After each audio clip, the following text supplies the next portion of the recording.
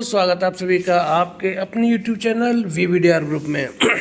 दोस्तों, आपको क्लियरली मेरी वीडियो में सब कुछ बता दिया था कि क्या हो सकता है मार्केट में, और ठीक वैसा ही होता हुआ देखने को मिला।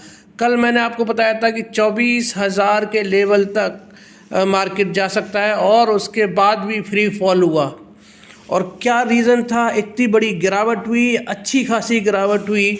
और कल मैंने आपको बोला था कि मार्केट फ्लैट ओपन होगा, तो फ्लैट ओपन होगा और लगभग फ्लैट ही ओपन होता हुआ नज़र आया। लेकिन 24,000 का भी लेवल तोड़ा मार्केट ने। क्या वजह रही, ऐसा क्या तूफान आ गया मार्केट में कि मार्केट में इतना पैनिक फॉल आया और थोड़ी सी ही देर में 5-10 मिनट के अंतराल के बाद में एक बड़ी गिरावट देखने को मिली। बहुत से लोगों का कहना है, मैंने बहुत सारे एक्सपर्ट्स की वीडियोस देखी, बहुत सारे लोगों को कहना है कि सेबी का रूल आ गया कि जो हाई रिस्क ट्रेडर्स होते हैं उनकी डिटेल्स चाहिए होगी, सेबी ने मैंडेटरी कर दिया है, इस वजह से हुई होगी, इस वजह से गिरावट थी। या फिर कुछ लोग बोल रहे हैं कि यूक्रेन और रशिया की वॉर की वजह से ऐसा हुआ। लेकिन यूक्रेन और रशिया का वॉर तो कब से चला आ रहा है और ये तो सिलसिला है, पिछले लगभग 2-2.5 साल से ये सिलसिला जारी है। मार्केट ने इस लेवल को तो इस वाली न्यूज़ को तो डाइजेस्ट कर लिया है, रूस और यूक्रेन की न्यूज़ को। तो ये रीज़न नहीं हो सकता, लेकिन शायद एक रीज़न है जो सब लोग इससे क्या है वंचित हैं। तो सब लोगों को ध्यान ही नहीं जा रहा कि क्या रीज़न हो सकता है। तो पिछले फ्राइडे सैटरडे को जो मैंने वीडियो शेयर की थी वो मैंने पहले ही बता दिया था। उस वाली न्यूज़ पर लोग ध्यान ही नहीं देते हैं। जी हाँ दोस्तों, आप फ्राइडे या सैटरडे की वीडियो देखा करिए। मैं हफ्ते में बता देता हूँ आपको कि अगले हफ्ते क्या होने वाला है। मेरी वीडियो में आपको सब कुछ मिलेगा, पूरा डिटेल्ड एनालिसिस होता है, एक एक चीज़ बारीकी से होती है, पूरे पैरामीटर्स को डिस्कस करता हूँ, पूरे हफ्ते का एनालिसिस मैं आपके साथ में शेयर करता हूँ। वो सब आपके साथ में मैं आपको फिर से डिस्कस करूँगा और आपको बताऊँगा। अगर आप देखेंगे तो मैं अब सबसे पहले आपको वो रीज़न बता देता हूँ, क्या रीज़न था जिसकी वजह से मार्केट गिरा। वो रीज़न है दोस्तों फॉरेक्स रिज़र्व जब घटते हैं मार्केट में प्रेशर देखने को मिलता है। और इस बार तो सबसे ज़्यादा फॉरेक्स रिज़र्व में गिरावट हुई थी, लगभग 16-17 बिलियन डॉलर का। मजाक बात नहीं था, 17 बिलियन डॉलर की जो गिरावट थी, हमारे जो फॉरेक्स रिज़र्व घटे हैं उसकी गिरावट कहाँ जाएगी दोस्तों। उसकी गिरावट होनी थी ना, तो वो गिरावट नहीं देखने को मिली। मंडे से लेके अब तक हमने देखा कि मार्केट ने तेज़ी पकड़ के रखी थी। 23,200 के लेवल से ऐसा क्या बदल गया जिसकी वजह से मार्केट में तेज़ी आई। ट्रंप के चुनाव हुए, ये सब देखने को मिला, और फिर भी हमारी मार्केट में ऐसा क्या हुआ। हमारी मार्केट में ऐसा कुछ भी नहीं हुआ। फॉरेक्स रिजर्व हमारे लगातार घट रहे थे और हर हफ्ते फॉरेक्स रिजर्व घटने की वजह से मार्केट हमारा हर हफ्ते गिर रहा था। तो फिर ऐसा क्या हो गया कि मार्केट हमारा ऊपर उठने लगा। तो जबकि इस हफ्ते जो हमारी आरबीआई ने रिपोर्ट शेयर की थी उसमें 17 बिलियन डॉलर की बड़ी गिरावट देखने को मिली थी। तो दोस्तों, यही एक रीज़न था कि वो गिरावट तो एक ना एक दिन होनी ही थी। और वैसे भी आज एक्सपायरी थी, एक्सपायरी प्लस वो जो गिरावट थी वो देखने को मिली थी। और उस फॉरेक्स की वजह से जो एफआईआई बिकवाली करते हैं वो बिकवाली नहीं देखने को मिली थी। मार्केट बीच में उठा था 300-400 पॉइंट जो उठा था, तो आपने देखा था कि 9,000 करोड़ की 9900 करोड़ की लगभग एक दिन खरीदारी करके गए थे इसी हफ्ते में एफआईआई। तो वो गिरावट, वो जो खरीदारी की थी उस वाली बिकवाली को ने क्या खरीदारी को क्या करना था, ये डायरेक्टली प्रोपोर्शनल है दोस्तों, कि अगर फॉरेक्स रिजर्व घटेंगे तो क्या होगा, मार्केट में गिरावट होगी। 95% ऐसा होते हुए देखने को मिला है। फॉरेक्स रिजर्व जब बढ़ेंगे मार्केट आपको ऊपर जाती हुई दिखाई देगी। तो फॉरेक्स रिजर्व इतनी बड़ी गिरावट हुई इस हफ्ते, पिछले फ्राइडे को जो रिपोर्ट शेयर की थी आरबीआई ने, और उसका असर देखने को पूरे हफ्ते नहीं मिला। तो मौका ढूंढ रहे थे दोस्तों, कौन? एफआईआई, क्योंकि उन्होंने खरीदारी भी करी हुई थी और उसको बेचना भी था, क्योंकि फॉरेक्स रिजर्व हमारे घट रहे थे। तो मौका ढूंढ रहे थे और वो मौका था, सही मौका था क्या? वो सही मौका था आज का दिन, यानी कि एक्सपायरी का दिन।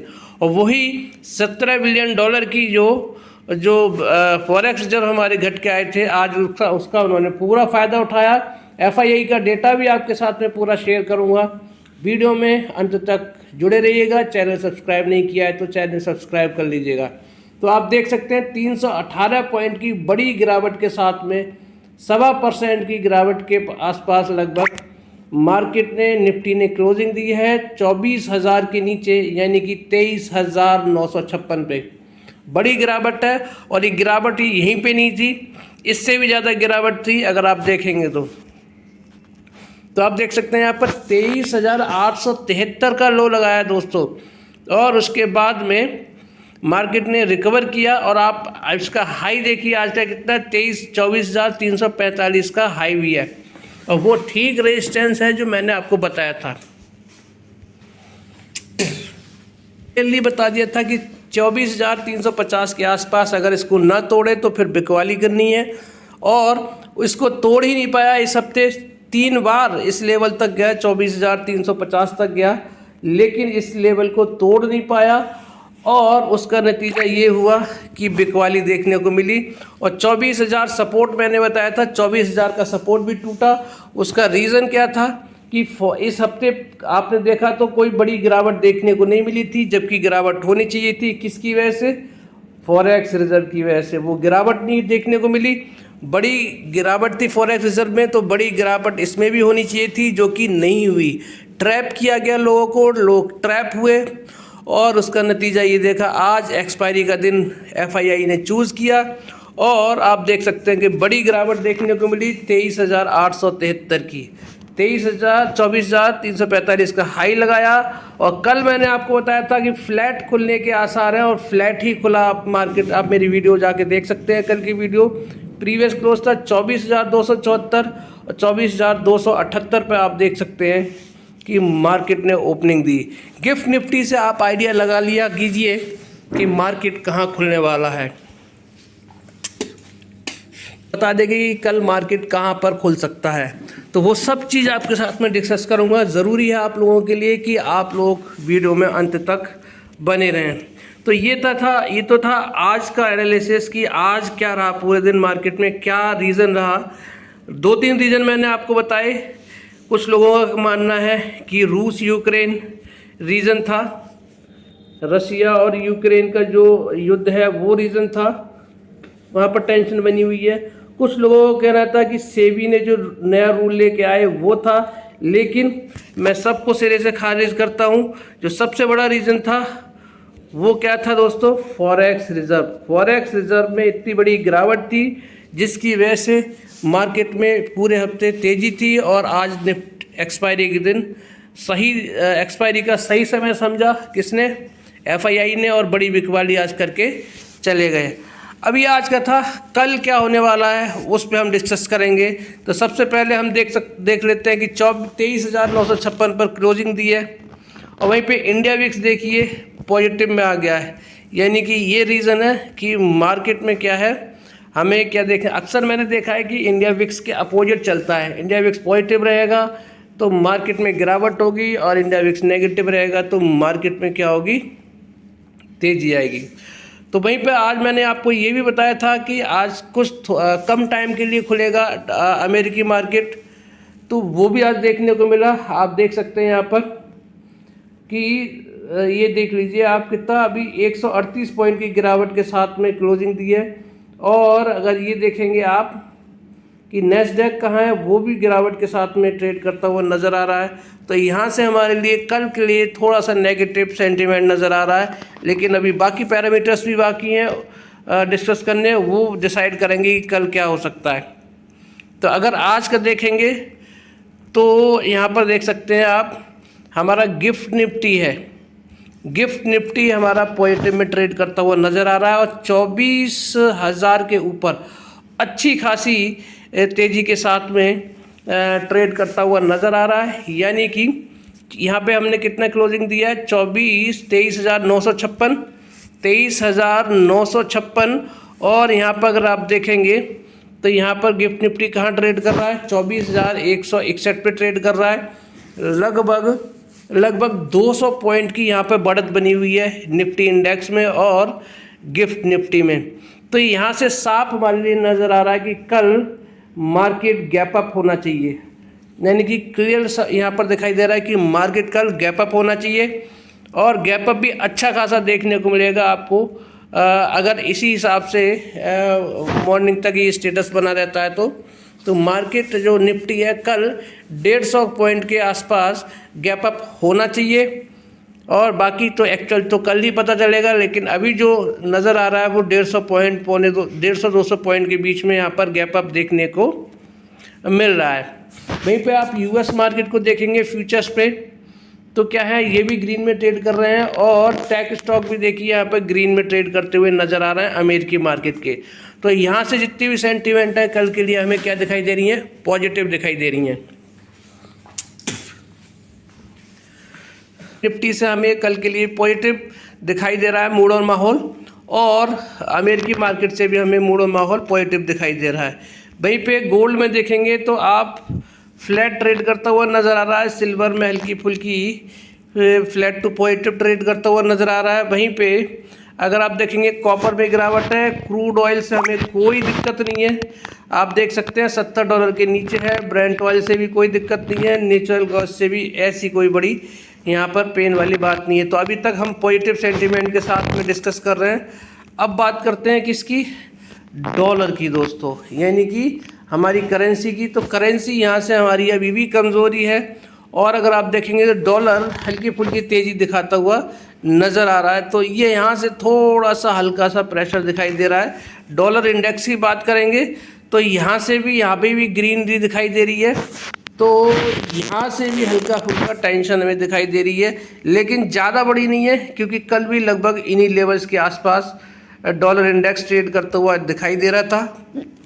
और अगर आज का मूवमेंट भी अगर आप देखेंगे तो कोई ज़्यादा बड़ा मूवमेंट नहीं है। आप लो देख लीजिए डॉलर इंडेक्स का और हाई देख लीजिए, तो यहाँ से भी कोई ज़्यादा बड़ा हमारे लिए कोई भी टेंशन वाली बात नहीं है। अब क्रिप्टो करेंसी की अगर हम बात करें तो क्रिप्टो करेंसी को आप देख लीजिए तो यहाँ से भी कोई बड़ा पेन देखने को नहीं मिल रहा है और लगभग 93,000 से बिटकॉइन को अगर आप देखेंगे तो 93,000 से लेके 98,000 के बीच में कंसोलिडेट करता हुआ नज़र आ रहा है। यानी कि जो तेज़ी आई है उसके लिए थोड़ी बहुत क्या करते हैं लोग, प्रॉफिट बुकिंग करते हुए नज़र आ रहे हैं। तो यहाँ से मैं कोई बड़ा पेन नहीं मानता, लेकिन पेन है ये बॉन्ड मार्केट। बॉन्ड मार्केट को अगर आप देखेंगे तो 10 ईयर बॉन्ड यील्ड भी देख लीजिए तेज़ी के साथ ट्रेड कर रहा है, 30 ईयर बॉन्ड यील्ड भी तेज़ी के साथ ट्रेड कर रहा है, 2 ईयर बॉन्ड यील्ड भी यहाँ पर देखेंगे तो तेज़ी के साथ ट्रेड करता हुआ नज़र आ रहा है यूएस मार्केट का। तो यहाँ से पेन बना हुआ है और यहाँ पे मार्केट कल ऊपर जाएगा। तो कल फ्राइडे का भी दिन है, हफ्ते का आखिरी ट्रेडिंग सेशन है, तो यहाँ पर क्या है, मार्केट ऊपर जा सकता है। ऊपर जाने के बाद में बिकवाली आ सकती है कि मार्केट ऊपर जाएगा, ऊपर जाने के बाद में ऊपर के लास्ट में बिकवाली आ सकती है। अगर कल के दिन हमारा डॉलर, ये बॉन्ड मार्केट आप देख रहे हैं, बॉन्ड मार्केट, डॉलर इंडेक्स और डॉलर ये तीनों चीज़ों पे नज़र बना के रखिएगा। अगर dollar, bond market, dollar index अगर ग्रीन में ट्रेड कर रहे हैं तो मार्केट ऊपर जाने के बाद ऊपर के लेवल पे बिल्कुल भी टिक नहीं पाएगा और बिकवाली आ सकती है, क्योंकि हफ्ते का आखिरी दिन भी है और रूस और यूक्रेन की टेंशन ऑलरेडी चल रही है। तो मार्केट में कल के दिन भी आपको पैनिक देखने को मिल सकता है। तो इसीलिए पोजीशंस को आगे कैरी फॉरवर्ड करने की मत सोचिएगा। डे बाय डे आप क्लोज करते रहिए अपनी पोजीशंस को।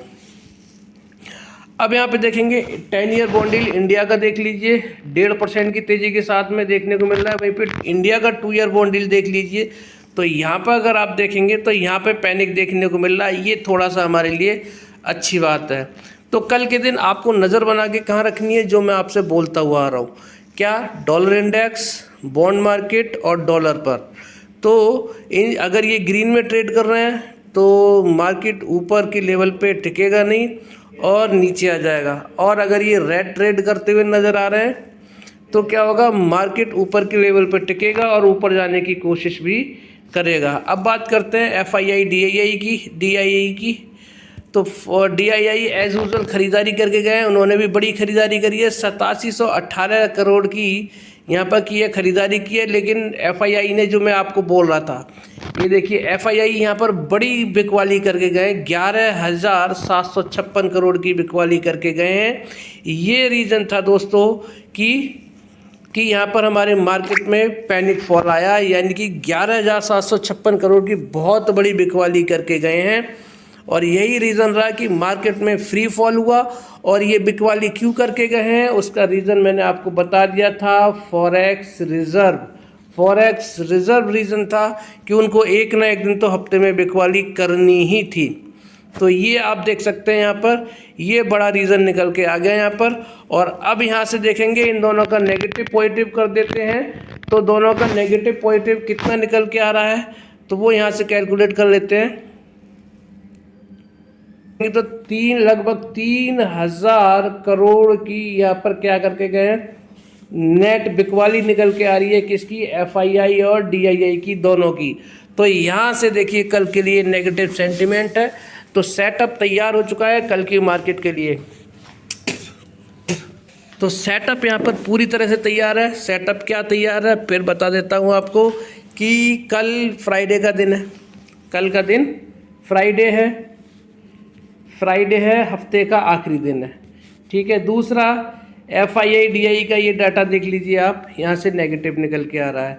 तीसरी बात, रूस यूक्रेन है, तो इसीलिए क्या है, लोग अपनी पोजीशंस को कैरी फॉरवर्ड कर नहीं ले जाएंगे। तो कल के दिन भी अगर गिरावट नहीं होगी तो तेज़ी भी नहीं होगी, अगर तेज़ी तो होगी लेकिन तेज़ी टिक नहीं पाएगी, और फ्लैट क्लोजिंग हो सकती है या फिर नेगेटिव क्लोजिंग हो सकती है। लेकिन ऊपर के लेवल पे मुझे लगता नहीं कि मार्केट टिक पाएगा।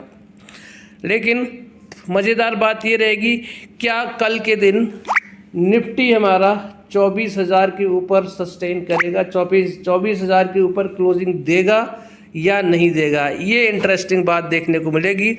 अगर 24,000 के ऊपर निफ्टी क्लोजिंग दे देता है तो ये बहुत बढ़िया बात रहेगी, ये ध्यान रखिएगा इस चीज़ को। लेकिन कल का शॉर्ट ये समझ में आ रहा है कि कल भी मार्केट में पैनिक फॉल हो सकता है, पैनिक आ सकता है, फॉल तो नहीं बोलूँगा मैं, लेकिन पैनिक कल भी मार्केट में आ सकता है। मार्केट ऊपर जाएगा तो ऊपर के लेवल पर टिक नहीं पाएगा। रीज़न मैंने आपको बता दिया, FII DII का डेटा नेगेटिव है, बड़ी अच्छी खासी वैल्यू में 3,000 करोड़ से ऊपर का नेगेटिव है। फ्राइडे का दिन है, आखिरी ट्रेडिंग सेशन है हफ्ते का, ये रीज़न है। और रूस यूक्रेन की टेंशन चल रही है ऑलरेडी, वो भी एक रीज़न हो सकता है कल के दिन ऊपर ना टिक पाने का मार्केट का। तो ये पूरा सेटअप तैयार हो गया है कल की मार्केट के लिए। अब बात करूंगा आपके साथ में 5-6 शेयरों की बात करूंगा। आज एक शेयर और ऐड किया है मैंने अपनी आज की वीडियो में, और ये 6 शेयर ऐसे हैं दोस्तों, ये 6 शेयर आपको आने वाले टाइम में बहुत बड़ा आपको प्रॉफिट दिला सकते हैं, यानी कि मल्टीबैगर रिटर्न दे सकते हैं। तो चलते हैं हम अपने 5-6 शेयर्स की तरफ। तो सबसे पहले क्या करेंगे, मिश्र धातु निगम लिमिटेड की बात करेंगे। अच्छा, आज की गिरावट ज़रूर हुई है, लेकिन आपने देखा होगा आपके पोर्टफोलियो में फ़र्क नहीं पड़ा होगा। आपके शेयर या तो बड़े होंगे या फिर कोई गिरावट नहीं हुई होगी, हल्का फुल्का 1-2 पॉइंट की गिरावट भले ही देखने को मिली होगी, लेकिन इंडेक्स गिरा है दोस्तों, इंडेक्स गिरा है, पोर्टफोलियो में कमी नहीं आई है। यानी कि आपके पोर्टफोलियो या तो बढ़ा होगा या फिर फ्लैट रहा होगा, यानी कि शेयर्स बढ़ते हुए नज़र आए हैं।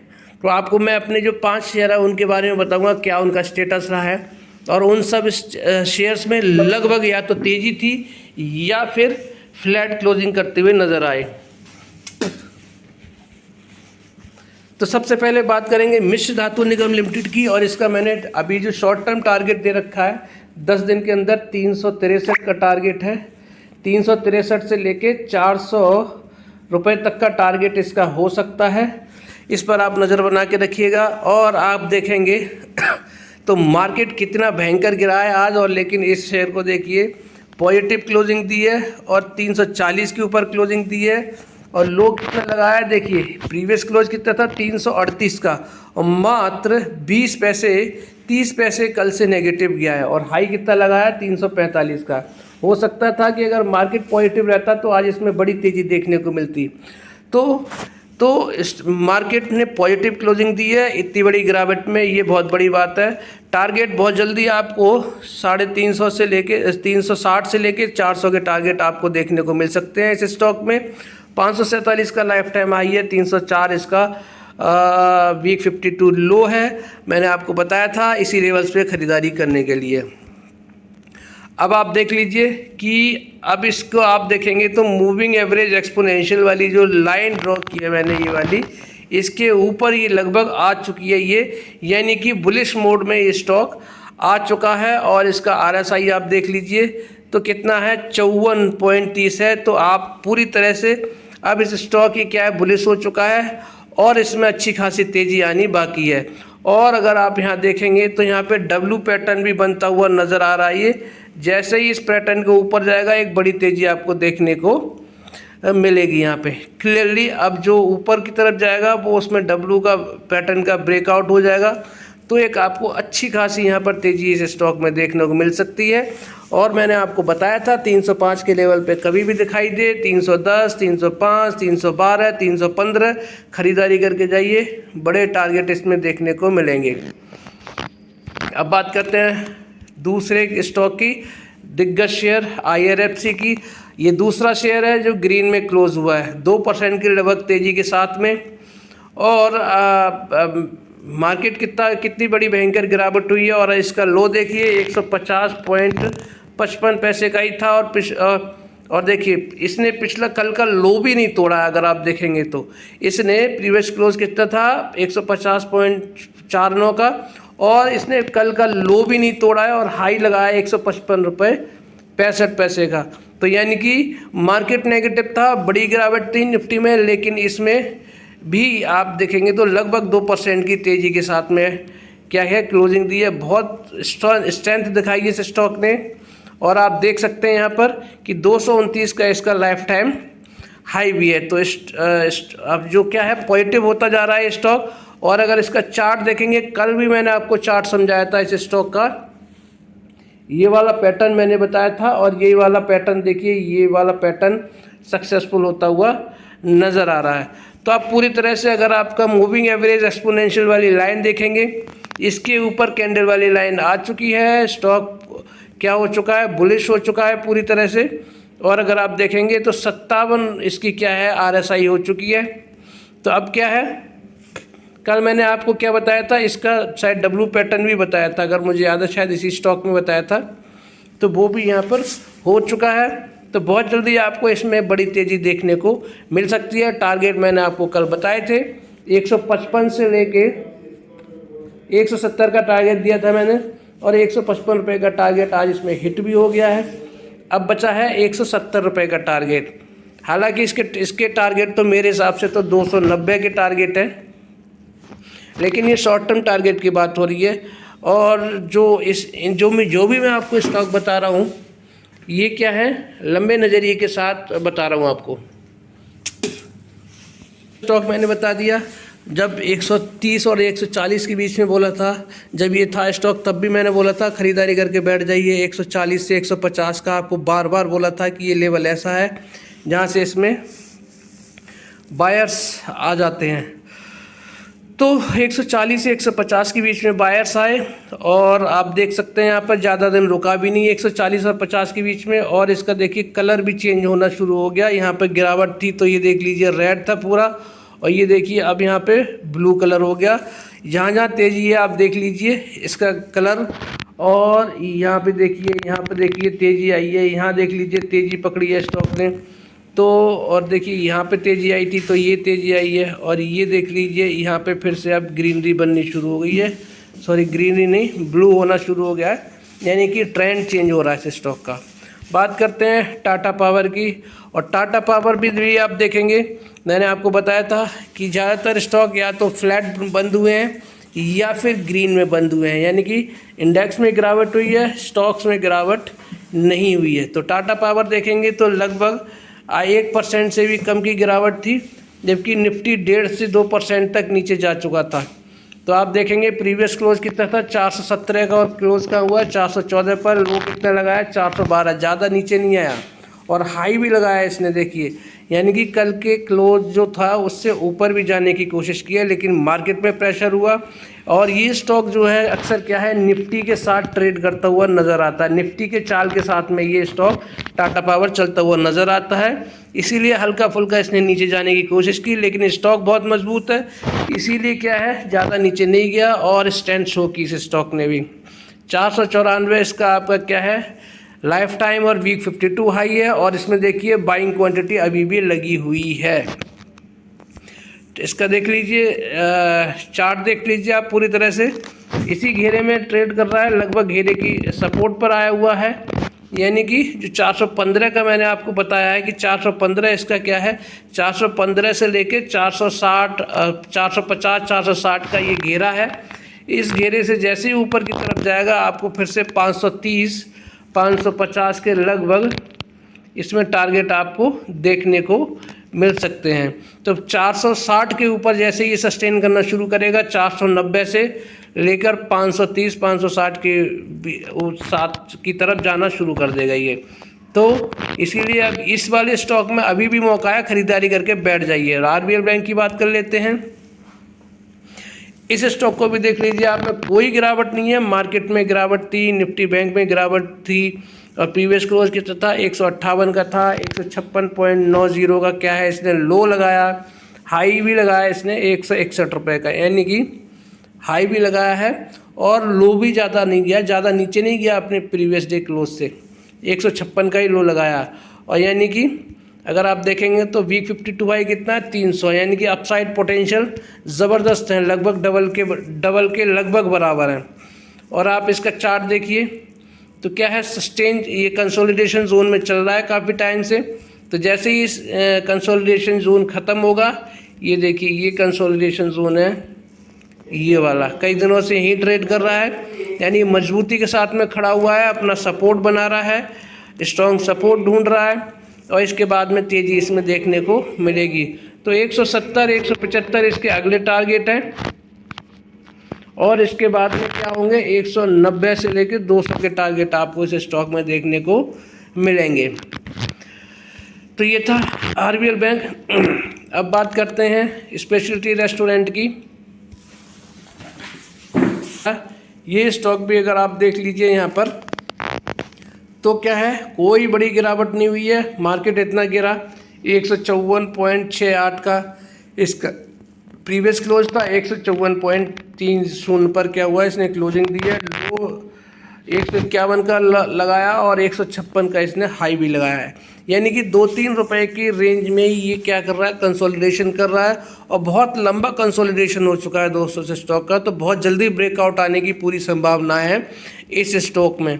तो अगर आप देखेंगे तो यहाँ पर 287 का इसका क्या है, वीक 52 हाई है, तो अपसाइड पोटेंशियल कितने ज़बरदस्त है, 130 रुपये के पोटेंशियल इस स्टॉक में है। और आप, मैं कंसोलिडेशन की जो बात कर रहा था वो ये देख लीजिए, कितना लंबा कंसोलिडेशन देखिए इस स्टॉक में हो चुका है, तो बहुत जल्दी ब्रेक आने के पूरे आसार हैं। और इसका जो RSI है, RSI देख लीजिए आप, RSI कितना है, RSI है 41 रुपये का, ये देखिए कितना शानदार आपको प्राइसेस पे ये स्टॉक देखने को मिल रहा है। तो इसीलिए क्या है, मौका है दोस्तों, मौके का फ़ायदा उठाइए और पोजीशन बना के बैठ जाइए 40-60 वाले फॉर्मूले से। अब मैं आपके साथ में मैंने नया स्टॉक ऐड किया है, एक और 5 स्टॉक के बारे में डिस्कस करता था। आज मैंने J&K बैंक भी ऐड कर लिया अपने पोर्टफोलियो में। सस्ता स्टॉक है, बैंकिंग स्टॉक है, और बहुत ही अच्छे लेवल पे दिखाई दे रहा है। तो अच्छे लेवल पे क्यों बोल रहा हूँ मैं आपको, इसलिए बोल रहा हूँ क्योंकि इसका जो हाई है, वीक 52 हाई है, वो कितना है, 150 रुपये के आसपास है, और अभी कहाँ पर है, 97 रुपये पे है। और क्या है, ये भी देखिए कंसोलिडेशन में ट्रेड करता हुआ नज़र आ रहा है काफ़ी टाइम से इसी लेवल पे यानी कि ये इसका सपोर्ट है, ये सपोर्ट है, यानी सपोर्ट कितना है, 93 रुपीज़ का सपोर्ट है। तो 93 रुपये के लेवल के आसपास कभी भी मिले ख़रीदारी करके बैठ जाइए। और आज इसने जो हाई लगाया है, वो हाई लगाया है 99.9 रुपीज़ का। तो और जो कई दिनों से क्या कर रहा था, 98 तक जा रहा था, और 98 के बाद में 96, 95 से लेके 98 के बीच में मूव कर रहा था, और आज 95 नहीं गया है, और लो इसने 96 का लगाया है, और हाई इसने ऊपर की तरफ अपनी रेंज को बढ़ाया है, और 98 रुपये 50 पैसे से कहाँ बढ़ाया है, 98.9 पर गया है। यानी ऊपर की रेंज ये बढ़ा रहा है, और नीचे की रेंज भी ऊपर बढ़ा रहा है, और ऊपर की रेंज भी ऊपर बढ़ा रहा है, यानी दायरा बढ़ा रहा है ऊपर जाने की कोशिश में है, क्योंकि कई दिनों से क्या है, एक ही लेवल पे अटका हुआ है। तो 93 रुपये इसका सपोर्ट मैंने बता दिया, ये देखिए, ये देखिए, और ये देखिए, ये 93 रुपये का सपोर्ट है। 101 के लेवल पे जैसे ही ये सस्टेन करना शुरू करेगा, आपको टारगेट देखने को मिलेंगे 109 के, फिर 116 के, 116, 109, 116, 116 के बाद में 123 रुपये से लेके 127 रुपये के लेवल इसमें देखने को मिल सकते हैं। छोटा स्टॉक है, इसीलिए मैं आपको बोल रहा हूँ पोजीशन बना के बैठ सकते हैं 40-60 वाले फॉर्मूले से। ओके, ये 6 स्टॉक में अपसाइड पोटेंशियल मैंने आपको बता दिया है। ऊपर के रिस्क रिवार्ड बहुत ज़्यादा है इन स्टॉक्स में, और लॉन्ग टर्म नज़रिए से देखेंगे तो बहुत बड़े टारगेट इन स्टॉक्स में 6 के 6 स्टॉक्स में आपको देखने को मिल सकते हैं। तो ये था मेरा आज का एनालिसिस, और निफ्टी का मैंने बता दिया। कल इस वीक का लास्ट ट्रेडिंग सेशन है, और FII-DII का नेगेटिव डेटा है, रूस यूक्रेन का चल रहा है ऑलरेडी, तो इसलिए कल के दिन लोग क्या करेंगे, पोजीशन काट कर बैठना चाहेंगे। अगले हफ्ते की शुरुआत अगले हफ्ते से करेंगे। इस चक्कर में लोग कल के दिन भी प्रेशर देखने को मिल सकता है।